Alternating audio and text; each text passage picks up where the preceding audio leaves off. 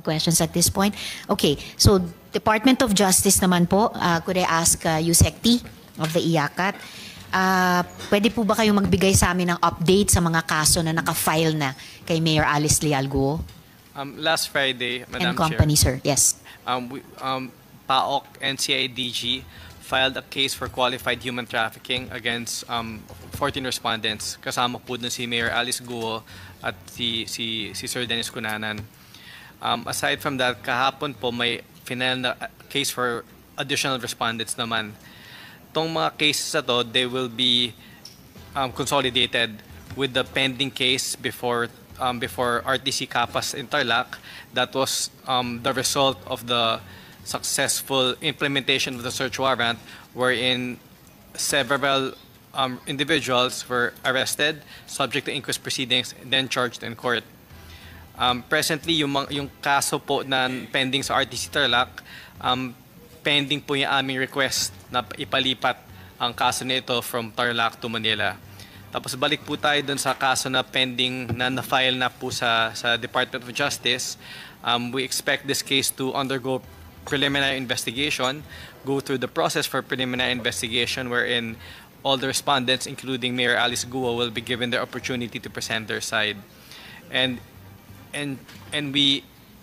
there will only be a filing of the case in court should the investigating prosecutors deem there to be probable cause to charge them for the crime charged.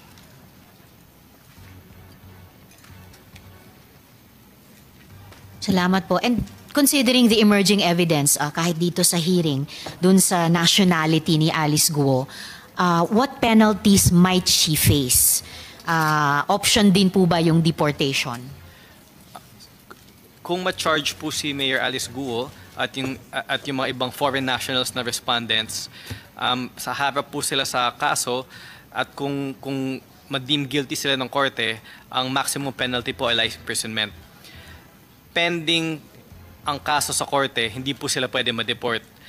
Ngunit kung assuming mag-convict sila at ma-serve in sentence, doon na po sila maaring ma-deport kung foreign national po sila.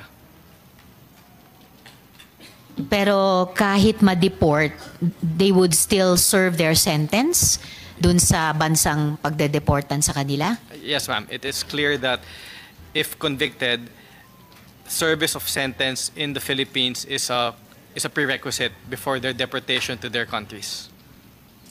Alright, malinaw po yun. Maraming salamat, Yusek T. At this point, I want to present one of the individuals charged for human trafficking, a supposed co-incorporator of Hong Sheng. She reached out po to my office dahil ayon sa kanya, wala siyang kamalay-malay na siya ay sinama bilang incorporator ng Hong Sheng. Ms. Merly Joy Manalo Castro.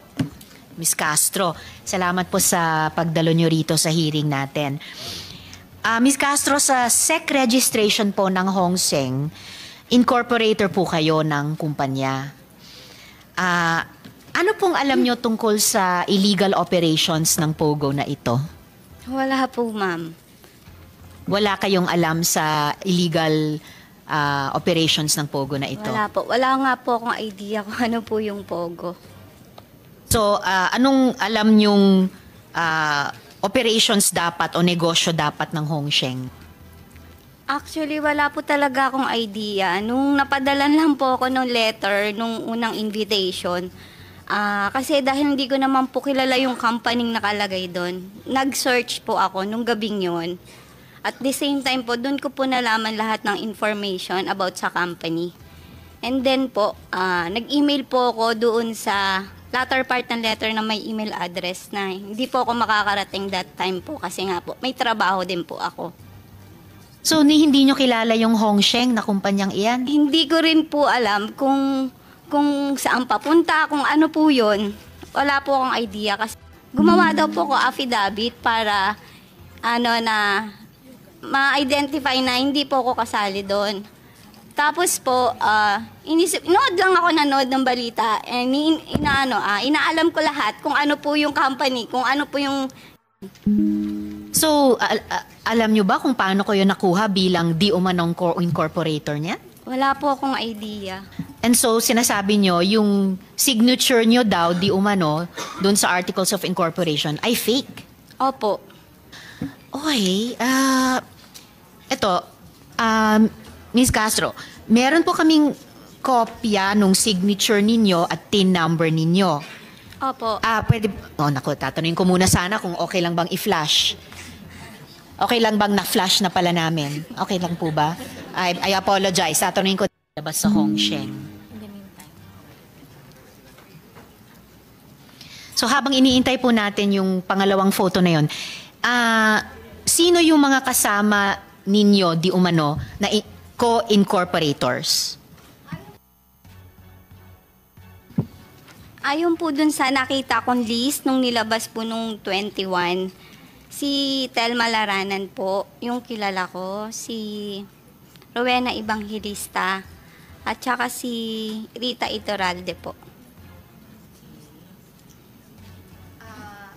At paano mo nakilala itong sina Telma, Miss Rowena at Miss Rita? Paano mo sila nakilala? Way back po kasi 2018, nasa bayan po ako ng Concepcion nakatira dahil may computer shop po ako doon. Namamalengke po ako. Kahit hanggang ngayon, nakikita ko naman sila. Si Rowena po, Evangelista, nagtitinda po yan ng gulay sa palengke. Owner po siya. Tapos po si Telma Laranan po, nagtitinda lang po ng almusal sa umaga, sa palengke rin po. Tapos si Rita Iturralde po, nakikitinda ng mga inasal na parang, pero hindi, yung ihaw-ihaw po na inasal. Sa bayan din po ng Concepcion. Nung 21, nung nilabas, hindi ko po alam na kung incorporator nga po ba. Kasi yung sa akin lang po yung alam ko kasi nga po, yung dumating yung letter na incorporator po ako. Incorporator director. Yun po yung nakalagay sa letter. So, balik lang ako sa DOJ, iyakat. Paano po ito, Yusek? Chinarge po sila ng non-bailable crimes. So, ano po yung nakikita ninyong susunod na senaryo? Halimbawa sa BIR ID card nyo at yung di umanong pirma ninyo or ng isang Merly Joy Manalo Castro dun sa papers ng Hongsheng. Oh, and kahawig, anong comment nyo dito? Hindi po ako pumipirma nung nasa upper part po. Yung tunay ko pong pirma yung nasa ID po mismo. ID ko po yan. Pero 'di ba kung unang titignan lang, maaring sabihin na parang magkatulad. Anong comment nyo doon? Hindi po ako yung pumirma sa upper part. Okay. And handa naman po kayong tulad nung sinabi ni Yusek T na sabihin yung inyong yung facts tungkol sa sarili ninyo dun sa DOJ para hindi na kayo maisama sa kaso. Handa naman po dahil wala po talaga akong kinalaman dito. Maraming salamat po, Ms. Castro, sa inyong pagdalo sa hearing natin ngayon, and I really wish you the best po dun sa kaso sa DOJ. Yes, Yusek T. Thank you, ma'am. May dagdag lang na isa pang pwedeng maging option ni Ms. Castro at ng ibang katulad niya. Pwede silang magreklamo laban dun sa mga taong gumamit ng kanilang pangalan. Kung di pa klaro sa kanila kung sino mga yon, pwede silang lumapit sa amin, sa DOJ, sa PAOK at sa law enforcement upang mag-umpisa ng bagong investigasyon sa ibang anggulo na to. At makakatulong sila sa amin sa kaso at makakatulong din sa depensa nila sa hinaharap nilang preliminary investigation. Maraming salamat, Yusek. Thank you very much. Tulong na rin hindi lamang kay Ms. Castro pero baka sa DOJ din po. Salamat po sa BIR. Okay. Dako naman po sa dagdag na mga tanong or sa Bureau of Immigration. Nandito si Attorney Santos. Thank you, sir. Chief Santos. pwede nyo po bang i-confirm whether or not itong mga individual ay nasa Pilipinas pa? Alice Gu Long as nung in-issue ho yung ILBO, nandito pa ho sila kasi posible ho kasi before na-issue yung ILBO ay lumabas sila. Pero we will check po and in a few moments po we will confirm. Maraming salamat. Sino po yung na-intercept nitong linggo?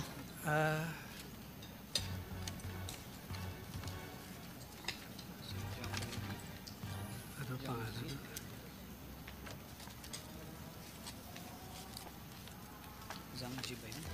Ang pangalan po ay si Zhang Ji. Sorry? Zhang Ji. Z-A-G and then J-I? Z-H-A-N-G-J-I-E. Zhang Jie. Zhang Jie. Sino po sila?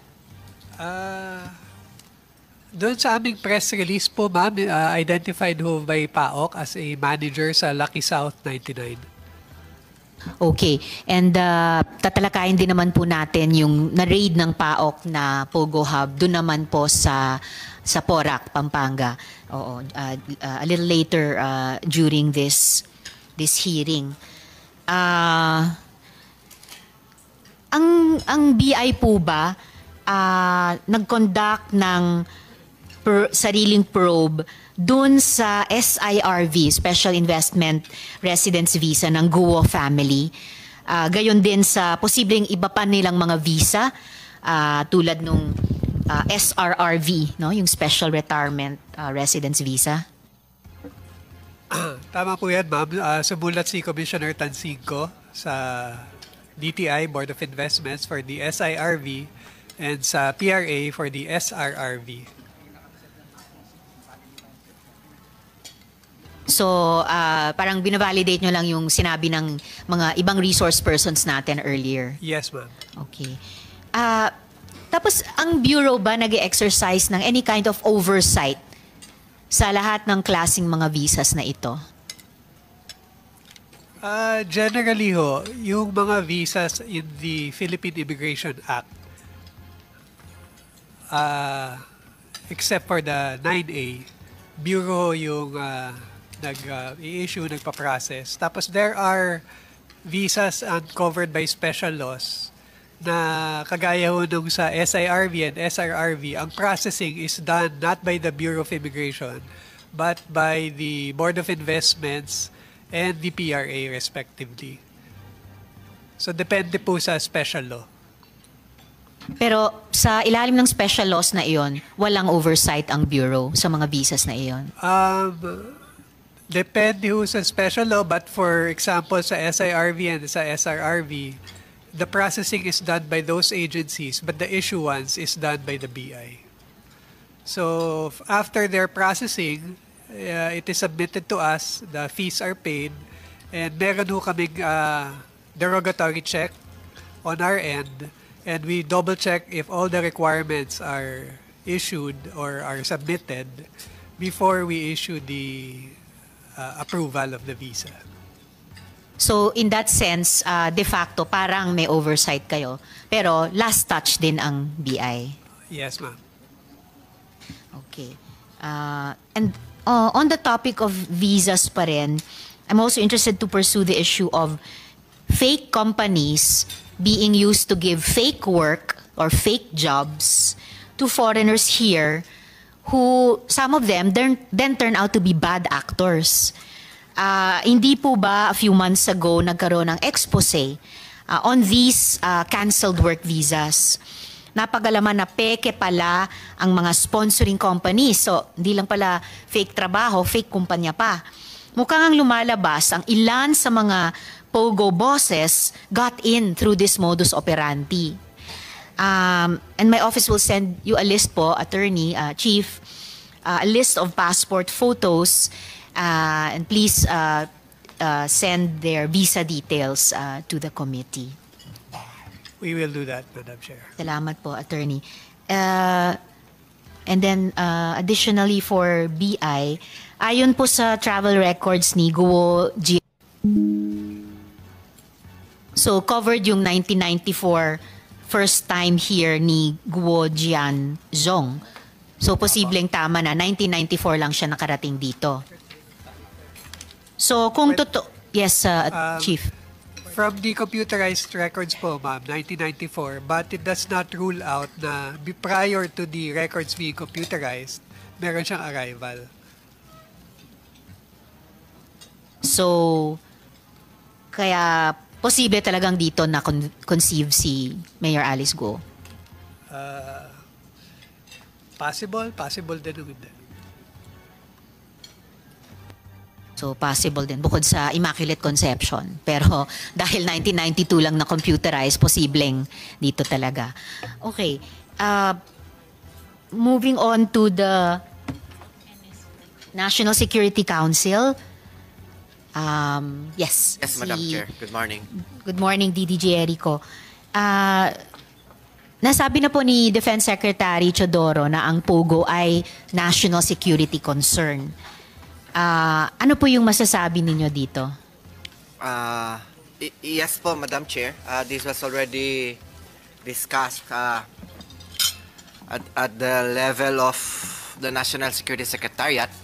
As previously, you were requesting to also put it, place it to convene the National Security Council. However, the National Security Secretariat made a statement that it is under the prerogative of the President if and when he wants to convene the Security Council proper per se. But the National Intelligence Board, which is the National Security Advisor, he's heading as well. And we are tackling this issue. And fortunately, we were able to put this in the agenda. We'll be having no less than the Executive Director of the PAOK-C to discuss the topic itself. And to some other items on the issues of the issuance of fraudulent, illegal issuance of Philippine documents and identification cards. So the National Security Council Secretariat fully support on the shall I say on the initiative being undertaken by Madam Chair and senators on the different senator solution that the chair is handling at the moment, Madam Chair. And thank you very much. Oh, thank you very much also for the support. At dahil sinabi nga ng National Security Secretariat na under the prerogative ng Presidente ito, so nire-reiterate ko po yung panawagan na i-convene ni Presidente ang NSC, talakayin kung national security threat nga ba ang POGO at kung oo, iutos nila na itigil na ang POGOs dito sa ating bansa. And very good to know na ang PAOK mismo ay magbibigay din ng briefing sa NSC. Kasi hindi po ba national security risk yung posibleng non-Filipino citizens ay nagpapanggap at nagiging parte pa ng gobyerno?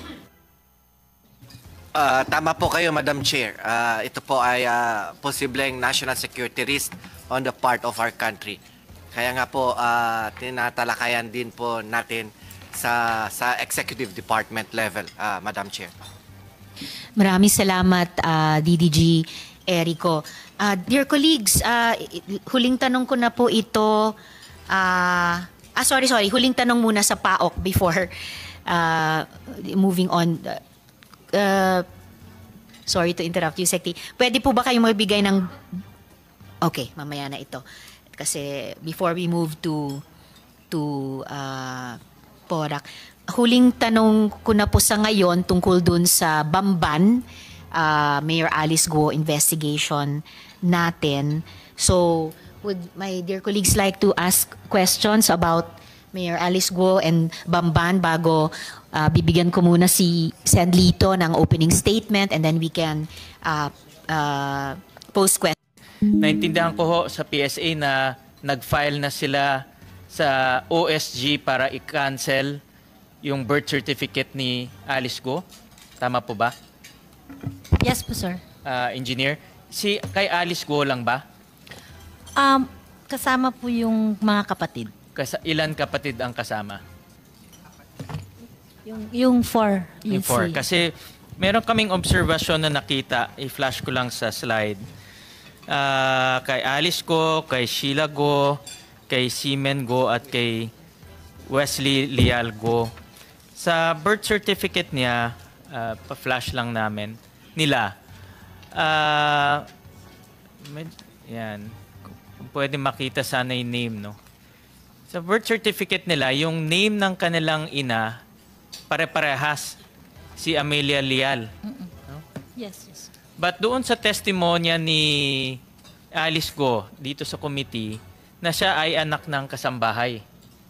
No? Na ang pangalan ng kasambahay ay Amelia Lial. Di ba ho? Yes, sir. So dito sa birth certificate, lumalabas, 4 na beses nabuntis yung kasambahay. Based on record, sir. No? Parang unusual, no? Kasi yung kanyang first testimony, sinabi niya na yung kanyang ina hindi niya nakilala dahil kasambahay at hindi niya na nakilala. Pero succeeding years nabuntis ulit ng 3 beses pa. Yes, sir. No? So that's one. Another thing, nakita ho namin doon sa marriage certificate, na point out na ito ng ating chairperson, na yung date of marriage ng kanyang ama, no, na dito ay pangalan si Angelito Go at si Amelia Lial. No, kay Alice at kay Sheila, ang date of marriage is October 14, 1982. Yes, sir. Tama? Doon kay Seaman at kay Wesley, January 21, 1987. So magkaiba po yung date of marriage, no? And plus, nung tinignan ng PSA, wala naman silang marriage certificate at all. Wala po, sir. Correct? Wala Tama po, po sir. ba? Wala Negative. No? So obviously, itong mga dates na ito, peke, no? Na ibinigay nila. Pero nagtanong-tanong pa rin ho kami sa Caloocan Civil Registry tungkol dito sa dalawa because we were doing further investigation. Na-investigahan nyo pa itong si Seaman at si Wesley? We have already requested for an ocular inspection. However, the local civil register questioned the authority to conduct the ocular visit. So we are coordinating with the local chief executive so that we can do further verification po dun sa ano. The local civil registry questioned your authority? Actually, sir, because we have a representative registration officers from the field office that will conduct the ocular. Okay. So we are coordinating with the local po. Yeah, but in due fairness, kinausap po namin yung local civil registry and very cooperative naman sila sa amin. No? In due fairness to the local registrar. And maybe because kapitbahay namin, Valenzuela, Caloocan, magkatabi. No? So, she was very cooperative. And binigay niyo ho sa amin yung mga facts surrounding kay Seaman at kay Lialgo. At one of the supporting documents kay Seaman and kay Wesley Go is a baptism certificate. Hindi, yung actual baptism. Anyways, meron no siyang baptism, itong dalawang may baptism certificate, no? Ipa-flash ko na lang later on yung actual baptism certificate. And we dug deeper, tinignan namin kung totoo itong baptism certificate. And then nag-certify po yung San Roque Cathedral Parish na wala silang ganyan na birth certificate or baptismal certificate doon sa church na yon. No? Pumunta ho kami doon, binigay namin yung in-issue na yung supporting document na baptismal certificate. Pinakita namin sa kanila at sabi nila walang ganun na mga tao na binaptize doon sa kanilang lugar. And they issued itong bagong official negative certification. So, ang punto ho dito, nakikita ko may pattern with this family. No? Especially yung kanyang ama, no? Na nagbibigay ng maling impormasyon, ngayon nagbibigay ng pekeng dokumento. No? Kasi kailangan ng supporting documents. Tama, ma'am, engineer? Can you put it para ma-record? No? Yes, sir. Kailangan po yung supporting documents because yun po yung evidence, facts of the birth. Kay Sheila kay Sheila at kay Alice walang supporting documents whatsoever, Yes. diba? Dito kay Seaman at kay Wesley may supporting documents pero peke. We cannot provide yet, sir, because yun nga yung sinabi ko kanina. I know, but we nauna na kami at kinuha na namin information. So, we want to flag PSA, gusto namin malaman ninyo na yung supporting documents, kahit na meron, peke naman yung binigay. Yes, sir. We're also doing that, sir. Kung nakuha namin yung mga supporting documents, sinusundan namin yung, kagaya po yung ginawa nyo, baptismal, is it valid? Based sa findings niyo, hindi, then that makes it a proof na talagang... Na-detect nila na yung birth certificate, so importante na, and we will request from PSA to give us your list of recommendations, your list of action plans, the reforms that you have undertaken, plus yung remedial legislation. Ano ba yung mga batas na kailangan natin para mahinto na ito? At kanina napakita ng staff ko yung baptismal records. Pakilabas nga.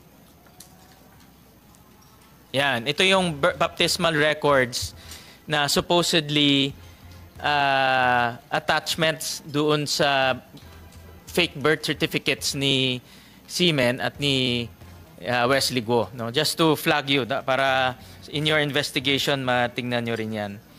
And I'll jump to you, Secretary. Itong na-mention ng nakuha kong information about dinadala yung mga gusto nila mag-adapt, no? Gusto nilang mag-adapt dito sa Philippines. Pero dahil nga mahirap yung ating adoption process, which is tama naman, ngayon, pinipeke na yung birth certificate. Meron ba kayong mga ganitong nadidetect lately? Yes, Senator. Meron po kami ganun nadidetect lately. But yung focus namin ngayon, at in fact, magko-convene na kami ng small group from IACAT members, ay yung online bentahan ng mga bata. Nandun pala kami sa level na yon at tong nababalitaan natin na ginagamit yung late registration upang ma-regularize yung relationship ng bata at saka ng magulang. At ang basa namin dito, parang covering the tracks na lang to once mabili yung bata online or in some other venue. I want to flag the IACAT na tignan na itong angulo because nadidetect na ng mga embassies Yes. No? And nakakahiya to sa ating bansa. Imagine mo, the embassies themselves gumagawa na ng paraan para mahinto yung ganitong practice. No? Nagre-require na sila ng DNA test. I'm not sure kung how many countries do that, pero definitely sa Canada meron na. No? So I want to flag IACAT that this is happening already. We will comply, sir. And we just want to note that yung latest amendment sa human trafficking law, nasama na din yung illegal adoptions dun sa mga purpose for human trafficking. So maaaring pumasok dun sa latest amendment ng batas ang ganitong mga modus. Kung lumalabas, may human trafficking papasok, may human trafficking palabas rin na nangyayari. No? Pero bata ngayon ang human na tina-traffic nila. Tama po. Yeah.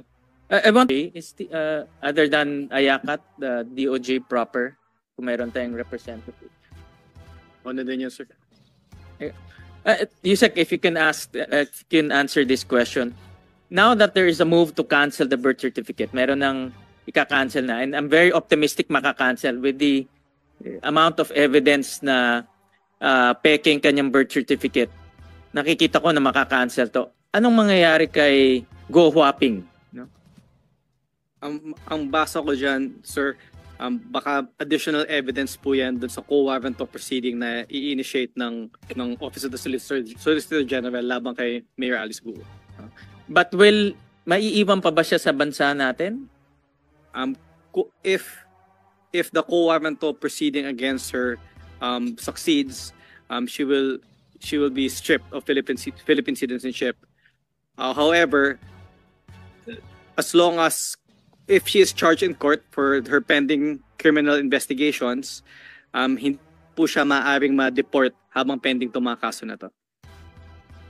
Kung maka-cancel yung kanyang birth certificate, in effect, maka-cancel yung kanyang Filipino citizenship, diba? Kasi that's the proof of her citizenship eh. Ang basa ko dyan, but we have to look into it further, no? The way to cancel her citizenship is through the quo warranto proceeding. Yes. And I'm very optimistic that will prosper yung quo warranto. Pag nag-prosper siya, what will happen to her citizenship? It will be canceled. Yes. So what citizenship will she carry? Ayokong pangunahan, sir, kung ano, no? But that would depend on the outcome of the quo warranto proceeding. All right. Okay.